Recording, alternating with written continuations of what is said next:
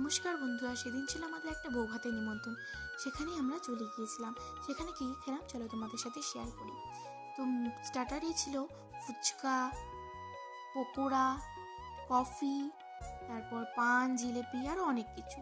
তারপরে চলে এলো প্লেট, জলের বোতল, আর তারপরে চলে এসেছিলো নান আর কাবলি ছোলা। সেটা দিয়ে খেয়ে নিলাম, বেশ ভালো লেগেছে। আর তারপরে চলে এলো স্যালাড, ভাত, ডাল আর বেগুনি। সেটা দিয়ে খেতে জাস্ট অসাধারণ ছিল। আর একটা আমি দুটো নিয়েছিলাম নান। তো একটা একটু কিন্তু আমি রেখে দিয়েছি, সেটা আমি খেতে পারিনি। আর সেদিন আমার পেটটা এতটাই অন্য কিছু খাওয়া হয়ে গেছিলো যে আমি কিছু খেতেই পারিনি। বেগুনি দিয়ে খেয়ে নিলাম। তারপরে চলে এলো কাঁঠাল চিংড়ি, আর তারপরে চলে এলো কাতলা ভাপা। কাতলা ভাপা দিয়ে তারপরে চলে এলো পোলাও আর মাটন কষা।